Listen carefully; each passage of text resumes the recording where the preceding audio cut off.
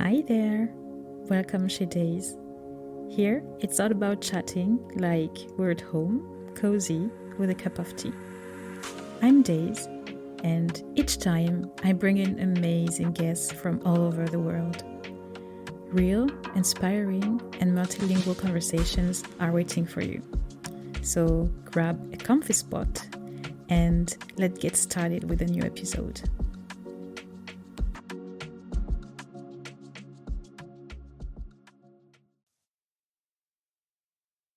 Hi, everybody. I'm really happy to have you on my podcast today. I'm here with my girls, Ray. So we're here with Ray and Kati. Please excuse I know I've never pronounced this properly. Kathy. Excuse my French. Excuse my French. What is Kati? Okay, Kathy. Kathy. Hi, Catherine. Sister Kat. In South Africa, we say Kate. Oh my God, please don't do that. Don't do that. Someone communicates to us like, don't you dare. So, Dren and Kashi, thank you very much for being here Thank you for having us. on our very first episode of this podcast. So, guys, we do have a lot to talk about, but maybe we can start with introducing yourselves. What about that? The floor is yours, madam.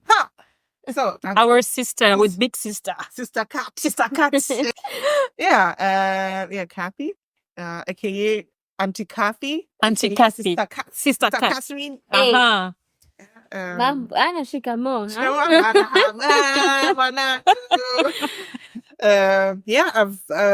We've been friends for slightly over 5 years now. No, more than that. Kachi, come on.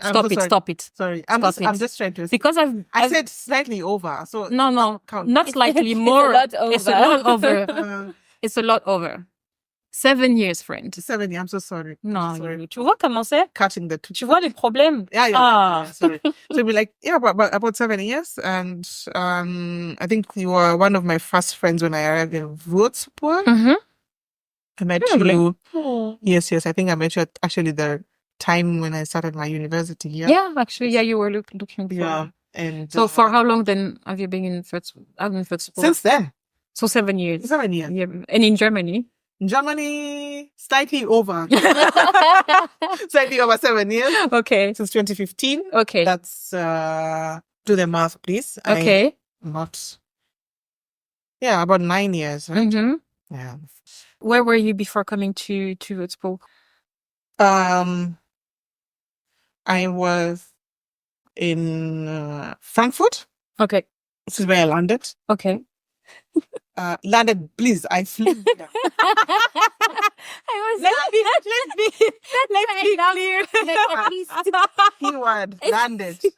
Okay? For those who ask if I came by ship, I landed. This was actually a genuine question. Someone asked me, oh my gosh, so you came by ship? How long did it take? Oh, really? Please. So please take note. So I landed in Frankfurt in about 2015 September, Mm-hmm. and I was supposed to be as an exchange, not student, but our churches were doing some exchange program, Mm-hmm. and so I happened to be here for that year, and I was at a church in a place called Eschborn, and this was really nice. Mm-hmm. Nice, but also challenging because the language, I was starting to learn the language here. Mm-hmm. Really, Mm-hmm. there's a difference between learning in class and then, Yeah. bro, what are you saying? I don't Yeah. remember hearing that in class. So, so it's been about 9 years now. All right. So- 9 years. Yeah. Okay. Yeah.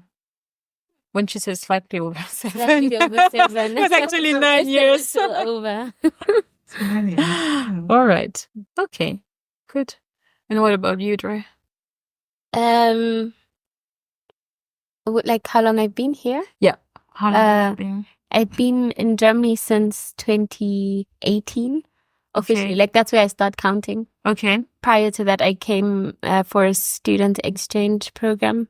From? It was over like around about 5 months. Okay. Yeah, it was. I went to German school in South Africa, and through that, we had an exchange with the students here, and then I returned after my schooling. Once I finished the 12th grade, then I returned here in 2018. So that was 2015, and then I came back in 2018. Okay. Yes. Okay. So that's why I start counting. Okay, I see. Yeah. You're attending a German school. Like, was it some kind of like a plan for you and your family that you would come to Germany at some point, or like? Not really. I think it was just one of like the good schools in I see. the area that I come from. Okay. So yeah, and my dad had a good experience with German people. Good. So that's why he wanted me to go to a German school and learn. I've been good with languages, or was good with languages as a kid. So he wanted German to be one of them. And yeah, that's how I happened to be in a German school. All right. And then, yeah, I don't think the plan was for me to end up in Germany. Of course, it's nice if it happens. Yeah. But yeah, I think through the exchange program, that's when I got intrigued and also landed. Keywords. Decided to come back and study here further. Okay. Yes. So, like, what was like the key point, I don't know, in this whole, like, in your life where you thought like, I'm gonna go to Germany? For me, it was the school exchange program, because of, I think I was just enticed by such a structured society, the cold European weather. I don't know. It all sounds White Christmas is. It sounds enticing. I mean, the Christmas I Sounds spent,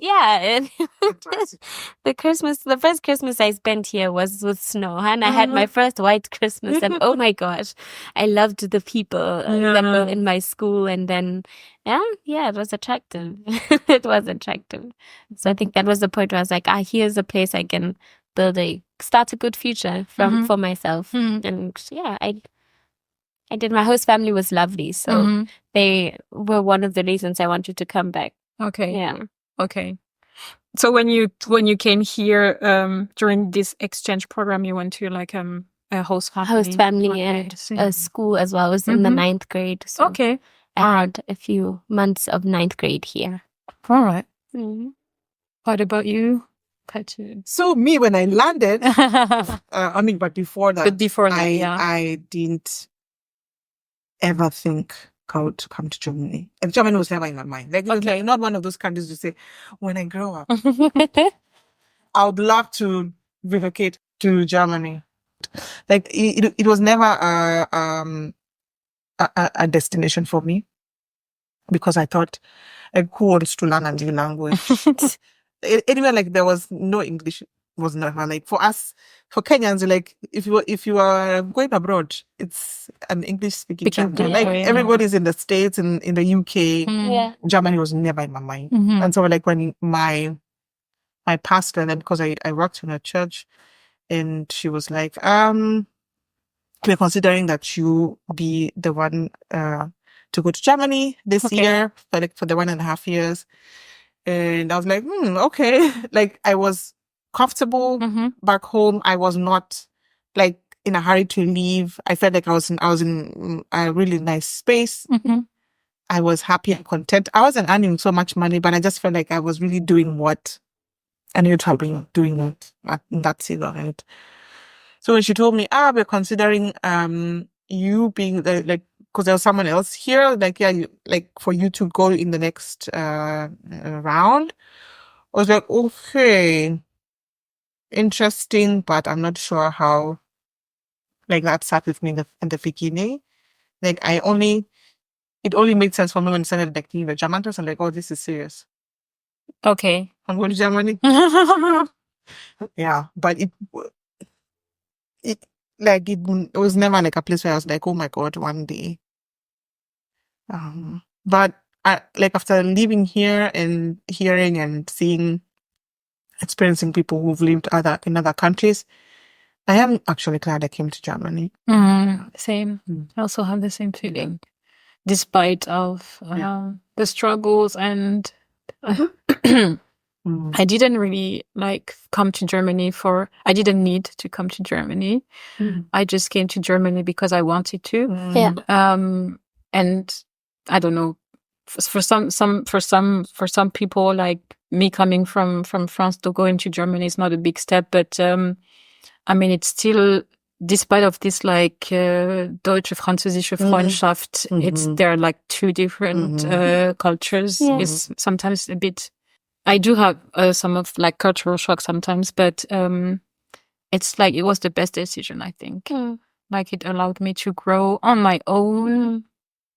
The decision I took them for myself without being influenced by anybody from my village. Not that people in my village are like bad counselors or anything. It's just like, if you do good, it's on you. If you do bad, it's on you. But the taste of bad decision, like it's not as bitter as So yeah, for me it was just like, I went I visited Germany like couple of summers. I was like, I feel like it was for me the same like you, Dre. I liked this structured society.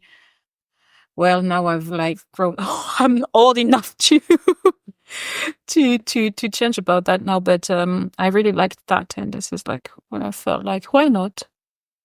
But was it so different for you? Like, because you see, like we change continents. Yeah, I know. I know it sounds crazy, but it was like it is, and it still is like very much different. I'm sure people don't like.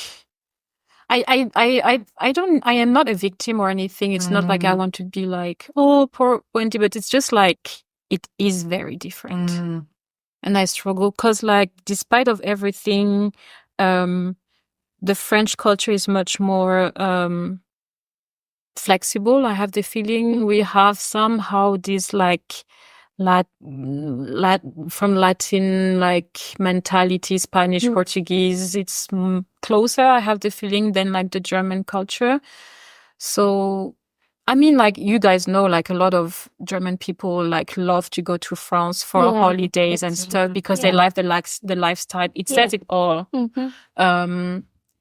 So I'm still struggling sometimes with how stiff things can be here.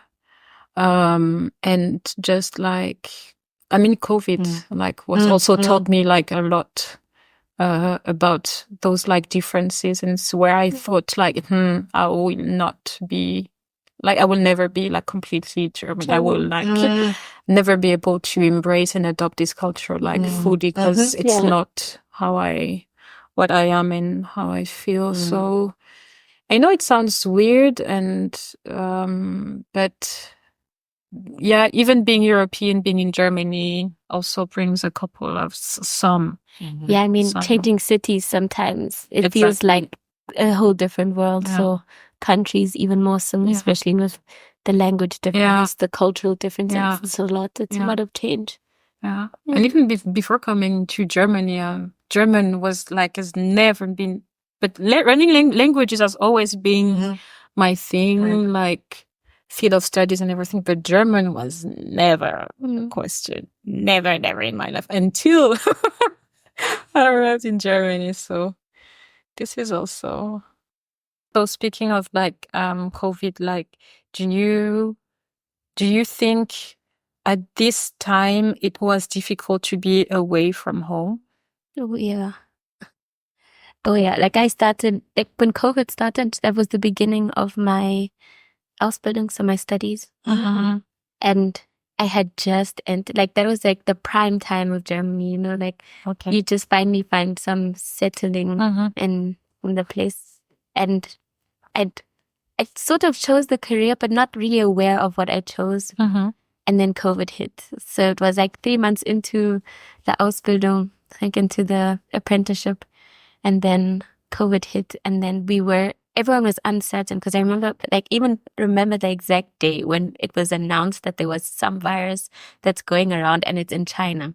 And doctors were so uncertain about what it was. And even like the doctors at the hospital where I was working at were so uncertain. They didn't know what it was, what it did, like what are the effects, how dangerous is it?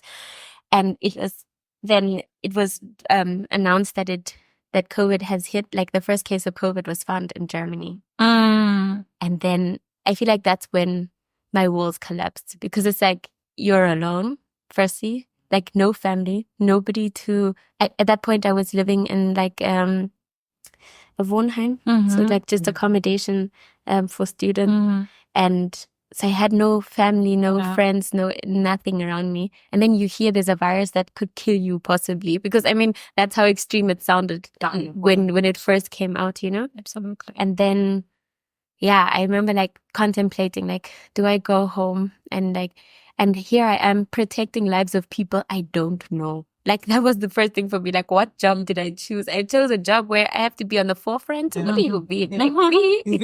I'm just a baby. Like, am I not supposed to be protected by my mom? Yeah, so, yeah, that was, and that in a foreign country, I think it's also different if it was protecting your own. Right. I think that would have made the sense, not to say that lives are like different, have different value or whatever. I think it's just that relation, that sentiment.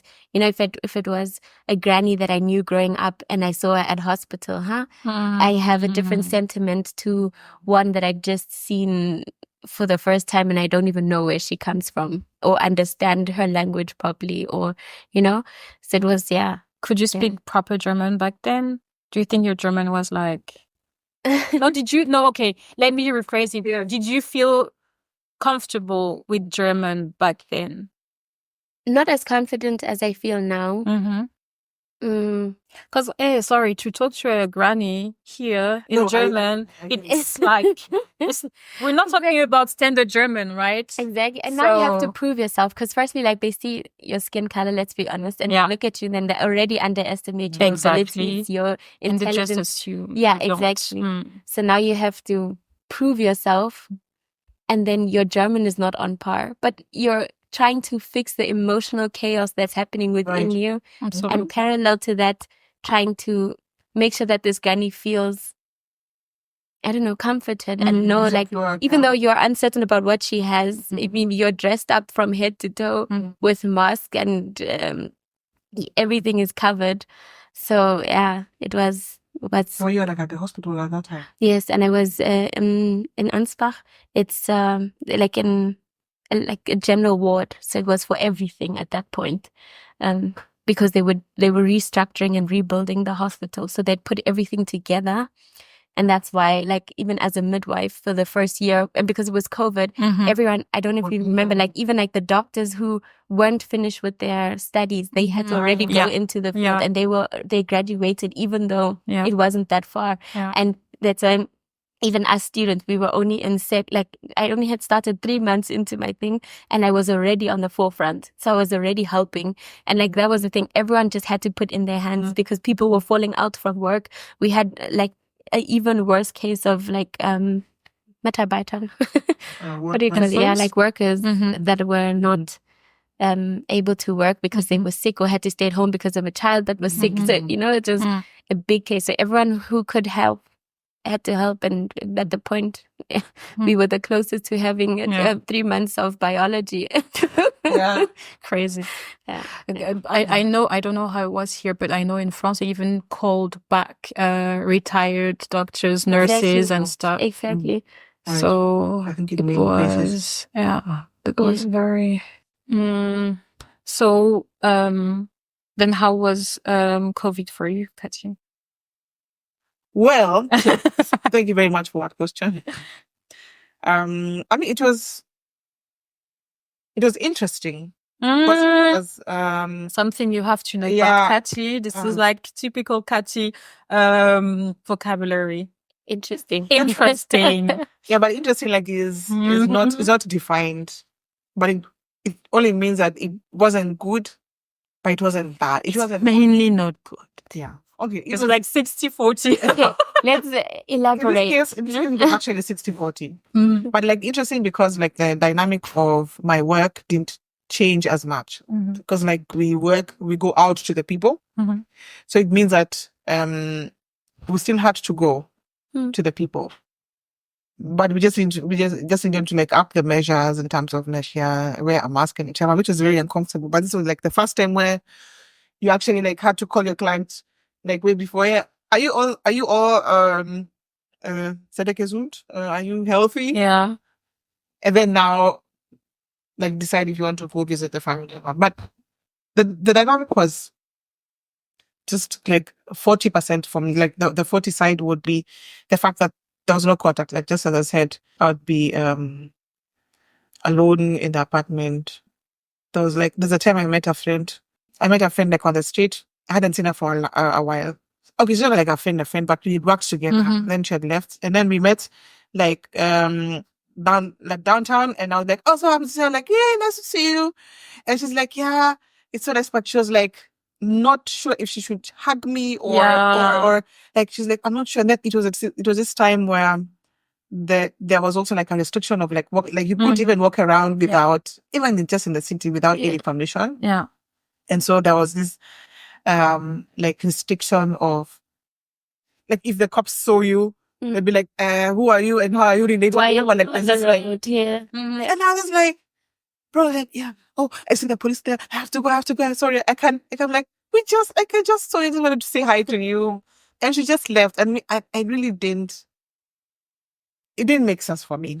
So that was the downside for me. And the fact that like, even like at work, it was really uptight and everyone was uptight and everyone was like, oh, have you been vaccinated? If not, you're an enemy of the people. Absolutely. That was. And also like dealing with the clients. Because for me, like work was became a huge part of my time. Because that's basically the only time to do anything. That's all I could do actually. Yeah. Like if I left the house, I was going to work or going to the supermarket. So it was very interesting in that regard, but also very isolating. This is the first time in a long time I was alone for a long time. And it was not a choice. It was not my choice. That's also like that makes things different. Yeah. So like my housemates went home, so I was mostly like in the apartment alone, and I was just on FaceTime a lot with my family and my friends. So this is also the first time where we also like got together. My friends are like, okay, guys, I can't do this anymore. So we started like a fitness group. So we'd actually just FaceTime each other and do like a 45-minute session. Yeah. With a trainer. Yeah. And we did a lot of like diet plans together. So we changed that. Like for 3 months back to back, I was exercising every day.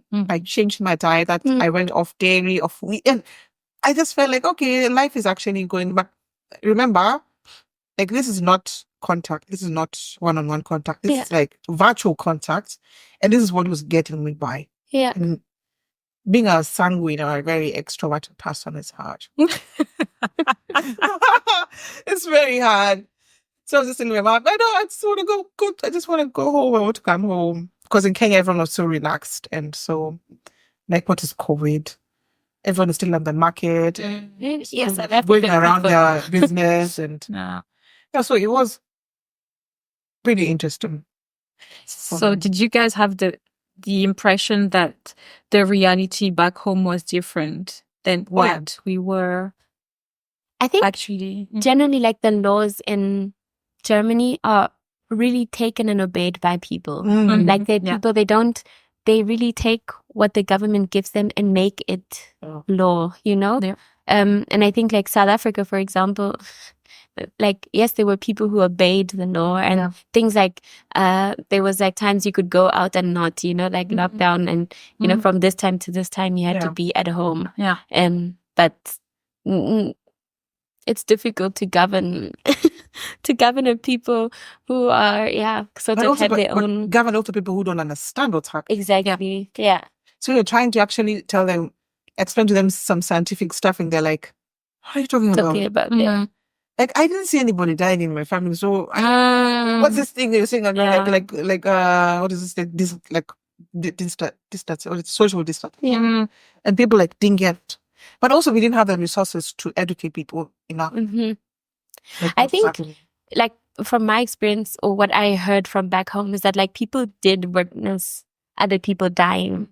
And I think that's when people started taking it more serious, was like when family members started dying and, you know, getting Or being affected affected by by it, it. by COVID, or getting COVID yourself and then realizing, okay, my lungs aren't okay, so now maybe I should stay at home and isolate. So the things that made sense, they did use. But I think forbidding people from social contact as in a country where social contact is what they thrive on, that was absurd. So But you also, could, like, could you don't not. have the resources like to social distance. If you live in one room, Yeah, what do you the six of you. So where are you supposed to isolate yourself? Yeah. Yeah.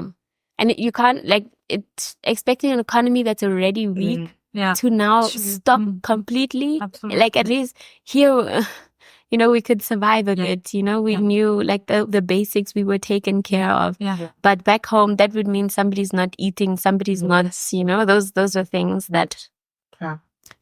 But like like for me, I found like there's one positive aspect from COVID. Okay. And that would be, it helped me to settle in Germany.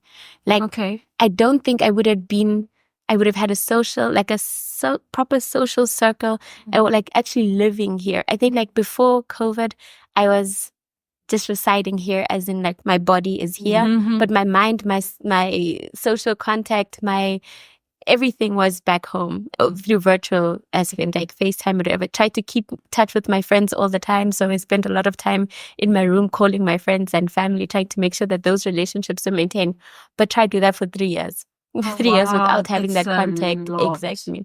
So like the first 2 years before COVID, like I would go home like twice a year or after every 8 months, you know, like I would live waiting to go home. So like, you know, like you're working here, you're doing your thing here, but you're waiting for that point where you get to go home. And in COVID, it wasn't possible. Like, you know, we didn't know when would be the next time to go home. So you had to start building relationships, and building a life for yourself here. And that helped me because I had 3 years of just having to be here. Yeah. And I think that way, God worked wonders for me. Like I got a beautiful social circle, like friends and family, especially in him. That was also something that was new, like having friends in Christ in Germany. That's something I think we should also talk about. Yeah. Because surprisingly, I think this is also where I got the biggest but also safest circle when I arrived in Germany. Although before coming to Germany, I don't think that was really my unfortunate intention. But my intention I didn't really have my mind on it, thinking like I have to find Christian friends and like I didn't really think about it. But it's exactly, this is actually here where I actually found really like people like, you know, like people in Christ, and it's like amazing. Or that you actually start thinking about your, like, I think it was the time where you actually started thinking about sentiment, like what is important to me. Like if I die today, are these the people I want to die around? Or is this the people I want to spend the last 3 minutes of my life with? Or who's there for me when I'm sick? I mean, if you had COVID, who was going shopping for you? Like that's where you started, thinking about actually getting a proper, building true relationships with people. Because so I think it's also like a good point if we think about the topic, who is like Katy now, who is Dre now, or who is like the actual Dre, who is the actual Katy, who's the actual to think about this like how can I say, evolution in those different aspects of our life, like in Christ personally, you know, also in different kind of relationships. it must have had like an influence, right? Like Germany must have like changed some kind of thing. Changed a lot. Yeah, I mean, I think we don't realize how much we've changed until other people reflect it back to us. Yeah. And I think this happened to me through my friends Mhm. who visited me, and they were like, "Whoa, who are you? Like, what is this? What have you become?" And they were like, "You've changed." I'm like, "What are you talking about?" It's the same person. But also, I realized that there are things that I do now that or values that I hold now that I didn't have. And so they kind of just grow on you. They grew on me, and then later you're like, "Oh, I never used to do this, and I never really used to care about this." Like my friends were like, "Yeah, I'm gonna have so much fun with them." Like, guys, we can't be loud. First things first. I'm not loud in this apartment, please. Okay. And they're like, come on, you're so boring. I'm like, yeah. And then I actually realized these are things that I picked up that became part of me. That didn't really make me a bad person, but just grew on me, and they work for me in this context. Yeah. Do you find do you find that you're this Kathy when you go home too? Partly yes, but I realized when I go home, I feel like I am also cognizant of where I am, and I lose myself. I loosen myself. Yeah, definitely. For some reason, I'm not so uptight. I'm not so anxious about anything. I'm not thinking about, oh my God, the neighbors are going to come, and I've never had any problems with noise or whatever. But I feel like I need to be so mindful all the time here because everyone is also so mindful. But at home, I'm like, guys, let loose. it's just that. And I don't have the same anxiety I have here. And I realize also it's like anxiety inducing. Absolutely. Yeah, absolutely. And like we're such suckers for systems and rules and order. So it kind of bothers me that we don't have this kind of order back home. So it bothers me when someone is late now, or like when I enter public transport and they're like waiting for someone to just. I'm like, what are you waiting for? Let's just go. They're like, yeah, one more person. I'm like, yeah, we can pick one more person on the way. No, we have to wait. I'm like, bro, I have like a meeting in half an hour. But the person actually who made me a meeting is not also like so upset about. Absolutely. I can be half an hour late. Yeah. That's fine. Well, I'm like, I can't be half an hour late. And don't be half an hour late. If you can see how she's pointing. Yeah. So there's a time like I was home and I was with my mom in like some like whenever I say where you wouldn't even know. So it's like she's like, let's look at furniture here. So we dropped off the bus. And then I was supposed to connect another bus to my next appointment. I was meeting a friend. And so he said, I'll be there at 4 p.m. And this was 3 or some minutes to 3. But I'm like, it only like theoretically takes about 10 minutes with the bus to that place. But I was like, about 25 minutes. Just to be safe. So I arrive and find a place like at the restaurant to see blah, blah, blah. So we were working with about, like I even calculated in my head. So my mom was like, yeah, like let's work with, I'm like, Mom, I think I have to start looking for, a bus to go. And she's like, let's just go around here. And like, Mom, I think I now really, really need to go because like we're supposed to like get on the bus together and then she's like to connect, go back home. And like, let's go. Let's do another corner. I'm like, Mom, I really now I have to go. And I was saying not to get agitated. She's not understanding. Do you know I left her? I left her there in some. Oh wow! Like because of time. Like, I have to, yeah. And then I get onto the bus and I get to my destination, like at the mall. And the guy's like, sorry, I'm stuck in traffic. I need another 20 minutes.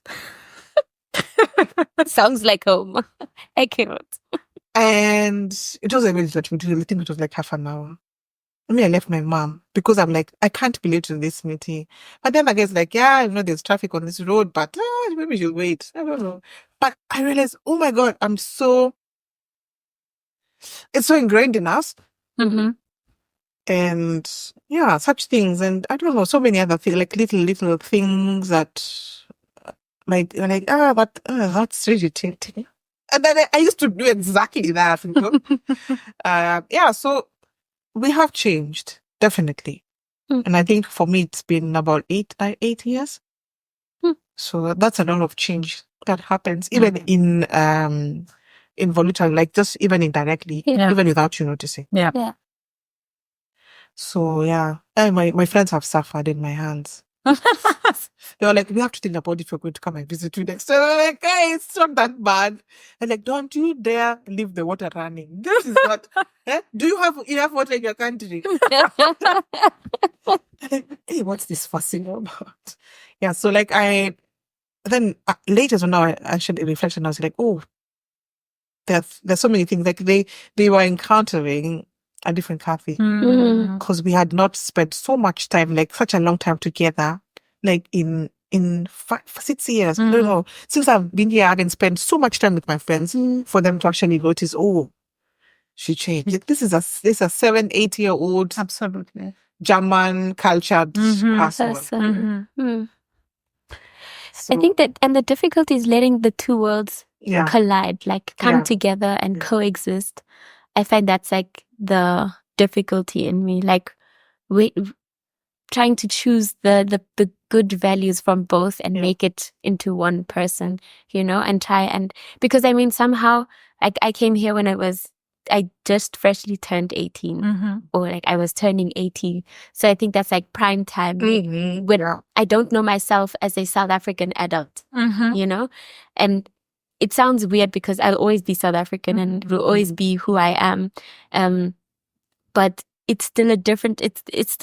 Like I grew up and have a childhood in South Africa, but I don't know what an adult life like is like in, you know, in that context. So it changed. Now it has, like, Germany has impacted or molded me as an adult. Yeah.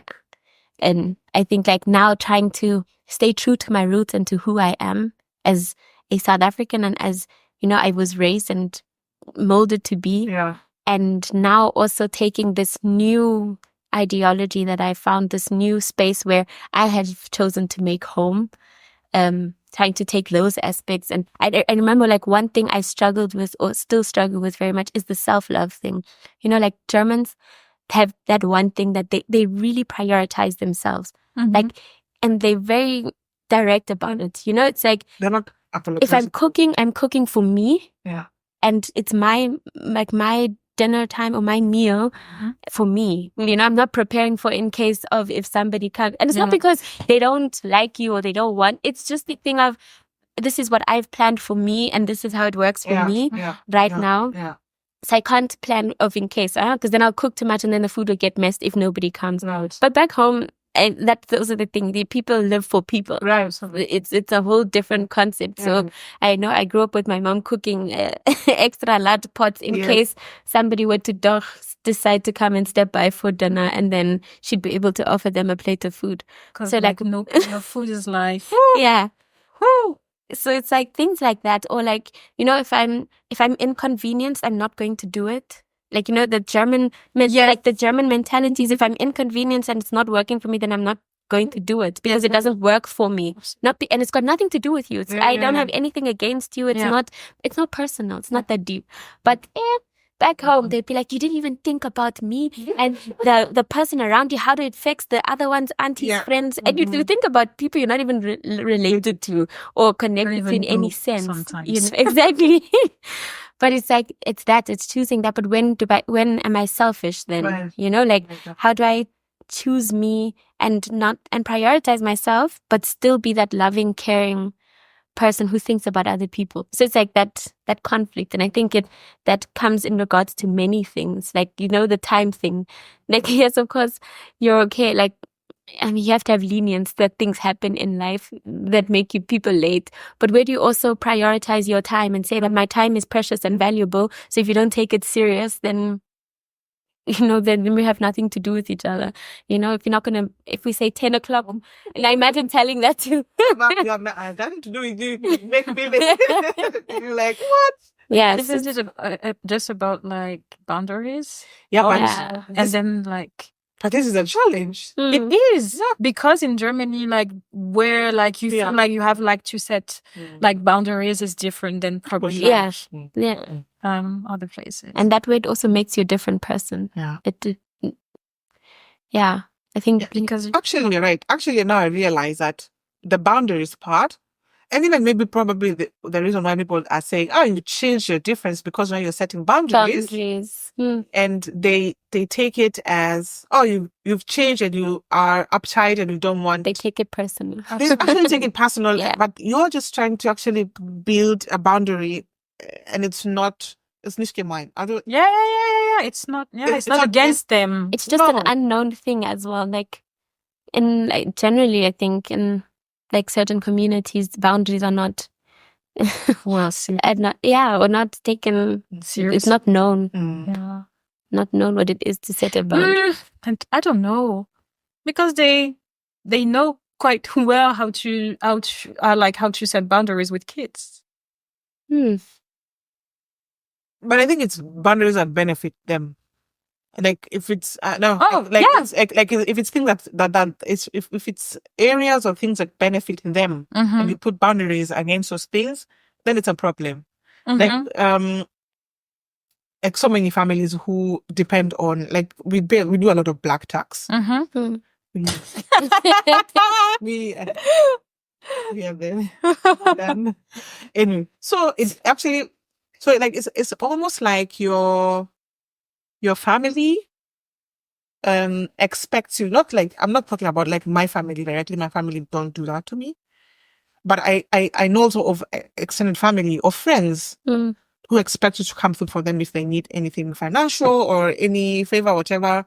But if you put a boundary in your finances, then I should against that. Now that she's left the now I see you're really since you've been abroad, you've become this person. Yeah, but you are also trying to like kind of figure out your financial issues, and you're trying to also put boundaries, because even Bill Gates doesn't give anybody money. They have all the money. How you would expect? That's how people stay rich, huh? So it actually like depends, because like if it's something that hurts or like impact friendships, relationships, and then you put boundaries on those things, then definitely. Yeah. I remember like somebody saying that, like, a boundary is also set there to not only like for you to protect you, but to help somebody else grow.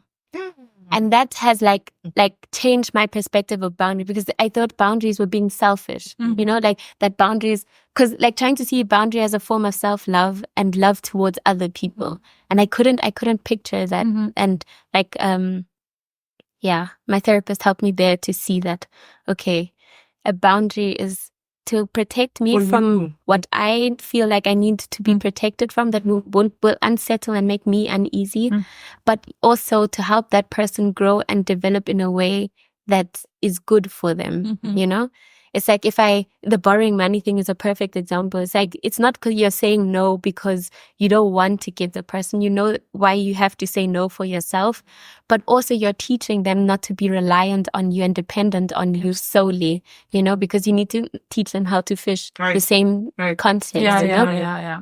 But in many aspects as well. And setting boundaries out of love is also something that's, molding.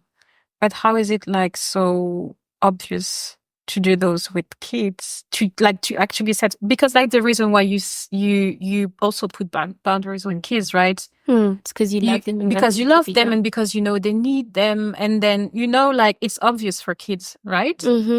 Is it because they're kind of like they're weak and they can't also respond?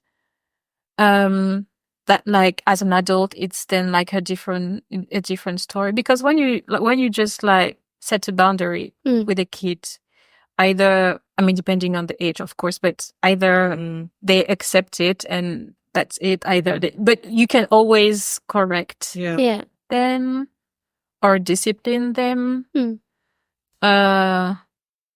So that's the question. I think it's difficult. Like, it's a bit different with kids because, like there's many factors, and I think like one of them would be because you feel responsible for the kid and the things that happen to the kid or the kid will then become later or do later.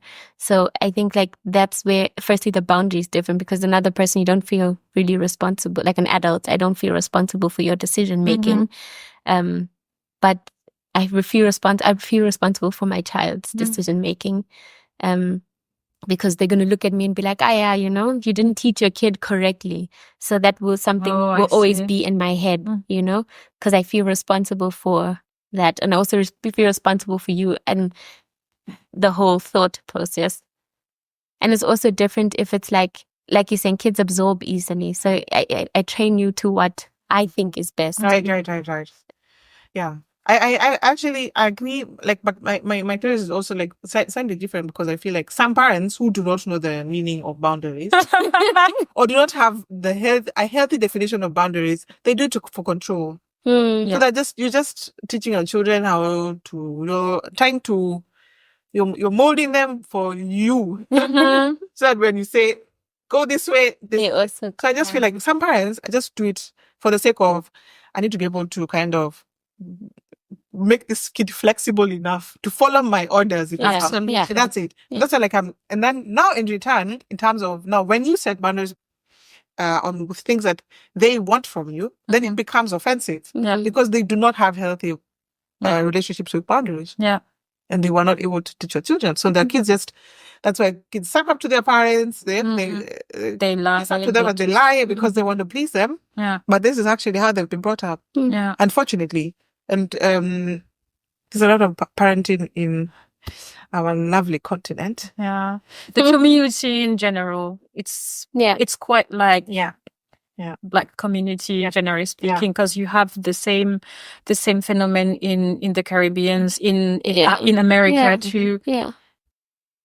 It's just, I think a lot in the Black community, it's what's been done to me, I'm doing further. That sort of a thing. Like what's been taught to me, I'm teaching. Let's talk about it. Inheritance. This is for me some triggers, please. It is, sorry, like trigger warning. For me, it's something I personally struggle with, because I am very much aware of the things I've got from because I'm a woman, I will talk about my mom. I got from my mom, who got from her mom, and from like her grandma and her. So I'm so much aware. It's just as if I could like see, I don't know, a paint or like a picture of the whole situation. And then I see myself as a wall, like I see myself like my back is like towards this whole like family tree, and then like I'm like blocking, or like I'm like some kind of like a shield to it, but like it's a lot. So, and the problem is, for me, the problem is like it's not a problem. It's good to be aware of it, but at the same time, it is a problem because you're so much aware of it, because okay, this was the problem and this is the consequence on our family line, for instance. And you're aware of it, and your mom or your aunt, your grandma, your like great grandmother is not. And so when you try to address it, or if you're trying to maybe know more about the situation, especially because our moms and our ladies back there, they suffered so much, and they just like buried everything. And for them to dig again and like let everything, it's impossible. So how do you work with this? How do you work on those traumas, on all those things, if they are not willing to, or not capable of doing it, So it's not impossible. It is possible, but it's just difficult. And like, I feel like we're dealing with it by having therapists. Yeah. So Yo, let me tell you that it was such a foreign thing to have a therapist, even 5-10 years ago. Mm. And I feel like we are dealing and extracting the trauma and trying to really deal with the root now more than ever. And I feel this is like the right time. And this is like the only way we can break the cycle. Yeah. Yo, I just feel like, first of all, we need to have had a therapist present. Because of all these things we are going to talk about. But I feel like our parents didn't have the tools, or they were not empowered enough Absolutely. Yeah. to, first of all, even fight for themselves. Even as women. Think about women empowerment and when it started. And we've actually talked about, I think I talked about it with my friend last week. And we were trying to imagine how people stayed married to abusive, extremely abusive husbands, or they stayed in abusive relationships for decades, for long. They're still married. Yeah. These are people who, like, we are celebrating our 50th anniversary, and I'm like, hey, bro, you almost lost your hand. How are you still alive? How are you alive? Yeah. Like when I even hear stories, even of my own parent, and I'm like, hey, bro, as in, how did you even get out of it and get us out of it? Absolutely. Yeah. And still like had the courage to raise your children after that with those scars. Hey, me, I don't know. Like, I was like, if I lived in those days, there was another courage that our women had that was not. That is just, I don't know. It's unexplainable. Yeah. I know. What you mean. I feel like I'm a softie. Like when I think about life, I'm like, if you give me the same challenges my mom went through, I'll be like, no, not those ones. No, please. But do you feel return back to the factory? Yeah, this is the thing. Do you feel that you wouldn't be like strong enough, or you would just refuse the situation? Yeah. I think it's a refusal. Yeah. This is not my portion. Yeah. Like there's a saying in South Africa where they say like a woman holds the knife at the sharp end of the, to define the strength and the resilience of a woman. Yeah. And that's, I think, what a lot of women lived by or live by still is that, through tough times, I'll be the one to take the steps, And I think now in this generation we have, or hopefully in this generation, we have the beginning of understanding our value and what we choose to deal with and not. Yeah. I think you asked earlier on, like, what is it, like, how are we healing from our traumas? Or I think it's identifying that it's actually a trauma. Because yes. Let's say yes. we wait until maybe if we went to the military and like seen 50 bombs, then we are traumatized. Not thinking that maybe actually going through what we went through at home was traumatic. And I think that's the first step, like realizing, hey, okay, I have faced traumas. I also have the feeling. Also, I mean, that's like my experience. Is like when you address those things. Sometimes our people tend to take it personally, as if they did something wrong in order to traumatize you.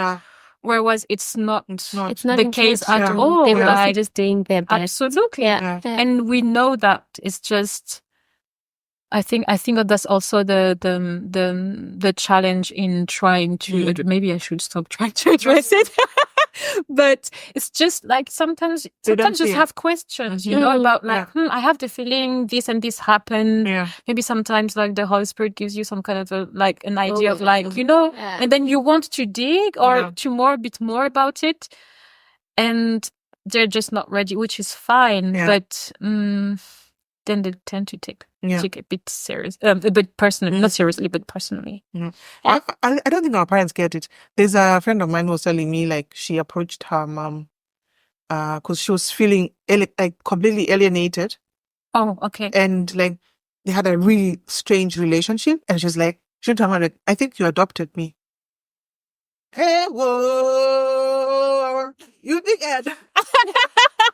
Like she paused so much, like it was so bad. Wow. Like she actually took it so personal. But what she was just trying to address is like why is this strange thing between us coming from. Yeah. Like I feel you adopted me is not, may not be the like real, but I feel how like you I'm, feel. that's how I Yeah. feel. Acknowledge how I feel. Yeah. Hey, my mom was like, so what do you want us to do? say? Huh? What do you want us to do? I built this house with you on my back. Hey. Like, and actually just yesterday I talked to a friend of mine and she was like, it's the same thing. Like her dad was not present for many, many years, actually for like 20 years. And she's like 25 now. Oh. And he has not been there. He's been abroad. He's been working abroad. Mhm. So he would go back home, stay a month, and then have no relationship. Nul. And now he's trying to make it up. So he's like, yeah, come visit me here and let's, but she's like, I no, don't this know is you. awkward. I don't know you. Then when you come home, please stop making rules and saying, like, please be home by 10. Who are you to tell me to be home by 10? At my And she was so offended. And this guy is like, yeah, but what else do you want me to do? I provide for you. Or I've paid your school fees till university level. Or You gotta stop. like, I didn't ask. Yeah. First of all, I didn't ask. Yeah. And she was telling me like she feels like her dad is so good to everyone else. Everyone else hails him as like he's such a nice person. He's helping everyone else, not his family. Like helping in terms of like he's there, he's present, meeting their needs. Some even emotional. Exactly. And like when she came to visit him, he was like he would like not have anything to say, and then like would like hang on a third party, like with someone is there. Then, let's cook, let's fry some meat, or let's grill, you know. And when they're just the two of us, like, I would just go to the kitchen and fix something to eat. You know what I mean? Like, it's not. She's like, so why do you want to spend time with me? And him is like, yeah, you're my daughter, but I think it's enough if I can provide for you. Not ready to confront. So our parents don't get it. And even if we confronted them to the ends of the earth, they would not get it because they are. I don't think like they're not fixed there. Like they've already gone through it, and I feel like they feel like they've given us so much and everything. And Absolutely. I would, if my mom said I gave you everything, I would believe her. Yeah. I know she went through it all, and that's why that things like that only do in Britain. Like, it's okay, it's fine. But I just love you just the way you are. I'm like, you know, because it's like in this family, I'm like, some of these generational things we need to break. I'm like, you know what? Maybe we need to start getting together as a family. Even the people like you have strange relationships with, like, we can pray for them. But when it comes to talking, I don't even want to. I don't want to see you talking to them. I'm like, this is where it starts. Like, I don't trust them. But I'm like, so how are we going to break this? And then I feel like we carry the same burden, and then we carry it down to our children. Like, we don't associate with those cousins because my mom said, they're not good. And so it's not broken because we didn't. Yeah. And the worst thing is people of faith. Exactly. You know, like, I feel like that's like the worst part is that, you know, you're a person who believes or says you believe in God and the word of his, like, and his word, but your actions not of the Bible, or maybe not the Bible I read. My mom's like, yeah, I'm born again, but I'm not foolish. Yeah, exactly. Like, yeah, bro. My mom will I'm so say sorry. she will take off her Christian cap and put it to the side and put on the worldly one. Our parents are like from the same cloth. I swear they are born in from the same mother. So we not say the same. Like, I'm not foolish. Like, I can put my salvation down and then be with you. And then put it back on. Thank you. But like, I think the step is realizing that healing has got to do with nobody else but you. Thank you. Because having that expectation That's difficult. towards No, you're right. other people to heal your wounds, they also just wounded people. Yeah. And until they fix their wounds, we're not going to get our wounds fixed at all. Absolutely. So it's a difficult process because, I mean, sometimes you just want to have that conversation and hear that. Yeah. But my therapist says, I always refer to him because he says, what if you don't get the answer you're looking for? Then what? Yeah. Do you stop your healing process? Yeah. You can't, because that's not why you started healing in the first place. So it's not having that expectation towards them because we know we'll be disappointed. Yes. And it's finding that peace in that. Mm. That it's not easier said than done, got it. But it's I think that's where our mistake is expecting people to own up to their things that they did so that we can move forward. But it's not going to help us, because if you know that the person did it because they were in a compromising situation, it's not going to take away the pain you felt in that moment. Absolutely. So, yeah. But interesting enough, my dad said, like, sorry, Dad, I felt not supposed to say. Like, he wrote letters. Okay. Because his mom is still alive and his dad too, but he cannot have that conversation with them. Yeah. And he decided he's going to write letters to them and let it all out. Like, all the conversation he wish he could have with them in real life, have it with a paper, because, I mean, it's the best place, and have it with God. I mean, God's in everything. And from there, then work on it and, burn it and let go of it, because it's something that he has to do on his own. And he advised me as his daughter to do it even with conversations I can't have with him, because he's aware of it. There's things I cannot speak to him about just because of the fear of that confrontation. Like I said, it's that thing of, I don't want to give you the blame because I know you did the best thing you could do at that point, but you still hurt me. You still didn't do it right, or, you know. That's difficult. It's also where I struggle, like, to just have a conversation. And most of the time I have the feeling in my process, it's more about, I'm a person, I need to understand the whys and the hows, you know, context. Context is like everything to me. So sometimes I would just like talk about a situation or something in order to understand the context. And then the person feels like hurt or attacked, and then they have the feeling you blame them because you just put like the facts. Okay, you did that, like it had this effect on me and still has this effect on me, so I would like to talk about it. And like, do you remember whatever? And then, like, I don't know, maybe I don't know how they could feel, I can imagine, but then they just have the feeling you blame them for. Because most of the time, the first answer is like, yeah, but I did what I could. That's what I'm saying. It's not what I meant, but so I guess you're right. So is there a chance that our parents will find their healing, like in their 70s, in their 60s, 70s now? The question is like, are they aware that they? This is the thing. Like, do you think that they they also have traumas and they yes, and exactly. I'm not sure. That's also a problem. I don't think that a lot of them are aware of that. They know that they're like in pain. They know that they've suffered, but are they really aware that there is a way to heal?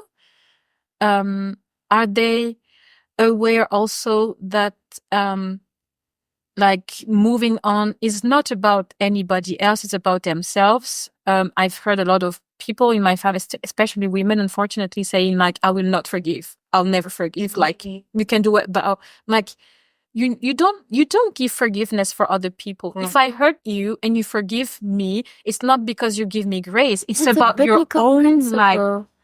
Like, that's what I struggle to understand. Like, people don't know that forgiveness is a law. Like, God said you must forgive so that He can forgive you. Like, it's there's no compromising it. That's why I say, like, I think we don't all read the same word. Because, but also for you, also like to set you from that situation. But I've read, because I've also like, I'm also working on forgiveness and anger and everything. And the example I like is like, it's just like you owe someone money, right?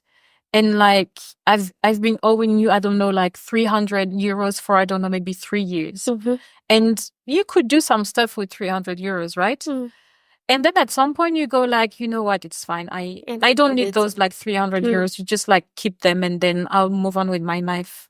So you just decide that there is no debt anymore. Yeah. You decide. Exactly. Yeah. You could have done, maybe you're still missing those 300 euros because you're struggling with money, but you just decide, okay, I'll deal with it. It's fine. And you just let it go. Exactly. Because if he feels indebted their whole life, it's on them. Exactly. But you've let go. Yeah. And I have the feeling, for a lot of people, like for a lot of women in my village, saying, okay, I'll let go on that debt means that their pain or their experience are not acknowledged. Yeah. Like they're not seen. I can understand I that do though. too. I do too. But the moment you somehow realize those are two different things, Yeah. your pain is pretty much real. You're like, your experience, like it happened. Yeah. Just like this process of like letting go, it's just for yourself. But I know that this person hurt you. I know that I hurt you. I know that like this was not fair to you and everything. I know that. It doesn't erase anything. But what do we do now? What do we do with it? Like, those are facts. Like, those are like what I like to say, like the cards, you have in your you've hands. been dealt with. Yeah. Yeah. So what do we do with I cannot like exchange my cards with you or with you, Kati. Those are like the only cards I can play with. So what do I do with it now? And I think I really like I have the feeling if some of the women in my village were just aware that, like, if you just let go, we will still see your pain. We will still acknowledge your experience. We would not forget. Sorry. And that's they hold on so tight on this because they're scared that then it would just be like, all of that was for nothing. But I think it's that era of glorified pain. Right. Suffering has been made glorified. Oh my! So that's just like, they're like, this is what I have to hold on to. It defines who I am. Exactly. It shows my strength. Yeah. And it's like having to go back and reteach. Yes. That, I mean, I can relate to it. The feeling of that holding on to pain because it defines your strength. Yeah. And, if you show how much pain you've been through and you hold on to the suffering that you've been, then that makes you a stronger person. But like realizing that letting go makes you even stronger. Yeah. But that would be, guys, is decades of reteaching. It's fun. It's so fun. That's the reason why I'm like, let's just like focus on like what's coming and like let's do our best with doing like different. I mean, conversations like this, I feel like is already the beginning of lots of difference. It makes us. I mean, I wasn't there when they had their conversations over a cup of tea and biscuits, but I think this transparency and vulnerability that we are practicing with each other, and especially like in our friend circle, is also something that's new and different. Right. So I mean, the good thing is like that our generation is able to talk about those things, right? So I guess the future looks brighter now. Right? For sure. Yeah. For sure. Is there anything that you feel like you would like to tell your nieces and nephews? It's a good question. Or how would you conclude this episode? That's a good way to conclude because it's not just about us, but what they are also willing to pass down from what we've learned. Which is hard because me and everything. Have I even learned anything? I'm still dealing with how to also just deal with still like the traumas. So it's not even healed. So I'm not talking from a healed perspective. So it's hard. But you did some work. It's not like you're starting from zero right now. You have some experience. If you look back, you can see like everything you've achieved, and right. Come on, Kati. Hey. If we can start listing. Yeah. I think one thing I would say is learn to fall in love with the process. Mm-hmm. Because I've always been, or I am a person who's so focused, goal orientated, Mhm. like getting to a place, getting to healing, getting to money, getting to the place that I desire, all the goals. But I often forget to, fall in love with the process, to enjoy the time that it takes to get there. And and enjoy what it takes to make what I want, like to get to reach my goal. And I think that's also like, especially with moving as well, like if you relocating, it's not about what you will get when you relocate, but that process that it takes to get there. Yeah. And in everything, I think it's all just a process. And for me, God is the center of my, like he's the orbit, the place I orbit around. Amen. I orbit around. And I don't think anything in my life would have been possible if it wasn't for him or isn't for him. So I think for me, anything else wouldn't make sense to teach my nieces and nephews other than God. Because he's the only being that truly guides and structures my life. And I feel like with the world that's forever changing and that's forever different, he's the only constant and the only one who can actually get through to me at that point, regardless of what stage and phase I'm in.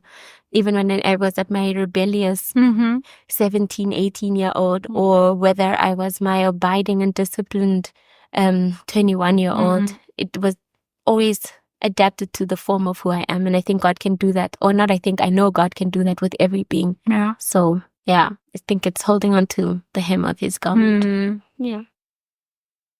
Wow. I mean, I would echo. Actually, come to think of it, there's, I think it also depends on what your values are. Like the person you are when you get into a place or land in a space. And I think for me at that time, because I was already a believer, I feel like it was easier for me. At the same time, not so easy to find, of course, a community that supports you or helps you with that, with navigating.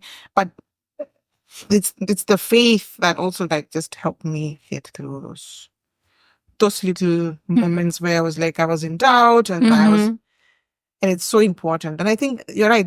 Like as Jay said, like this is all you can tell someone. Because now you try with your own strength. People come here and try, and I have a friend also who gave up in the middle and she became an alcoholic. And in her 50s, because she was not able to find to get a child with her husband, then they divorced, and she was in limbo for so long, and she got into alcohol, in too deep to the point that she lost her life. And I feel like if that void is not filled by Christ, like really, then it's easy. It's much easier to kind of fall into this hole, and then it's just a cycle that you are not able to get out of yourself. Yeah.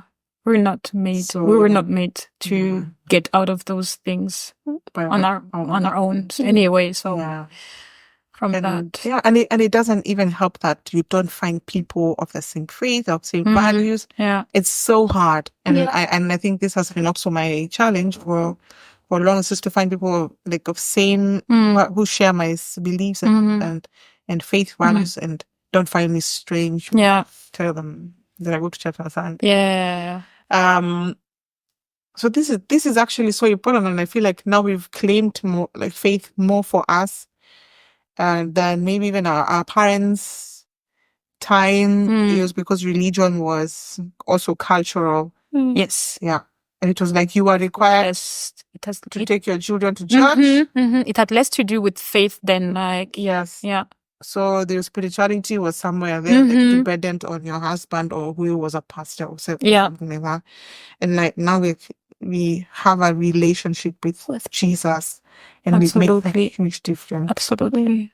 This is also, Yeah. I think we did talk about it at the beginning, but this is also for me. Before coming to Germany, I had like a very strange relationship with God. It was only like fear and like damnation. If I don't do this, Right. I will get punished. And if I don't do this, I would get punished. I was raised in a church where like I was sinning for wearing trousers. So then I realized, and then I was always into trousers, but I've always had the feeling I was sinning and like having those like this like double personality. Like on Sunday I would wear like some kind of a skirt, long skirt and whatever, and then like during the week wearing trousers, even if it was not like tight or like, you know, low cut or whatever, just regular trousers, but it was just. And then coming to Germany and having also this space to be alone, let's say, although let's be clear, I've never been alone, but like just being on my own. And like I also because God also brought people in my life where I could also question things, just talk about, I don't have like pastors in my life, but like just to be just what we do, what we're doing now, just talking about things and realizing, okay, maybe God doesn't care about trousers, and it's not about it, but like the relationship. I can't say like I'm like where I'm aiming to yet, but like I'm like on the good ways, and it feels like amazing. It's freeing. It is freeing. Yeah. It is freeing, and just to know that like you're provided, like not only in terms of like food and money, but in terms of what you need. I think I needed like a safe environment and safe entourage. Yeah. And this is what I got. I think that's it. It's amazing. So thank God for our experiences, I guess. Definitely. Yeah.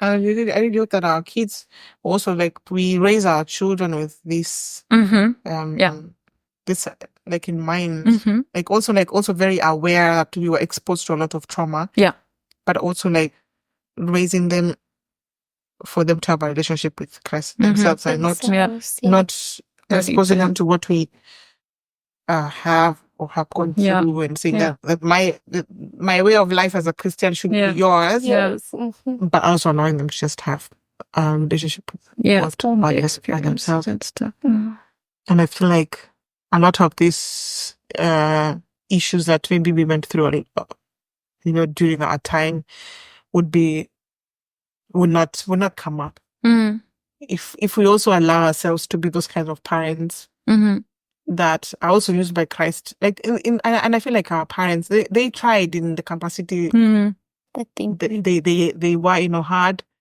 They tried in their own way, but now we know. We know what trauma looks like, how it feels like, how it sounds like.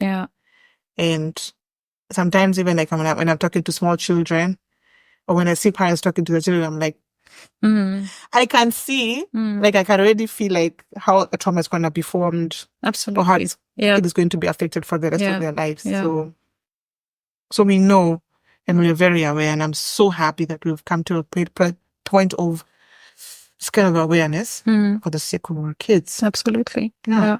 So I can't wait.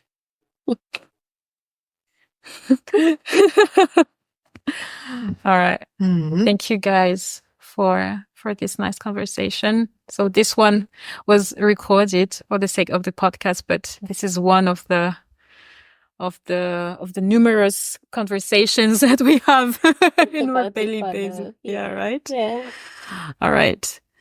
So I think thank you for being the first my first guest ever. Thank you for giving Please us come back and have like a tea with me in my kitchen. More kitchen conversation. Yeah, exactly.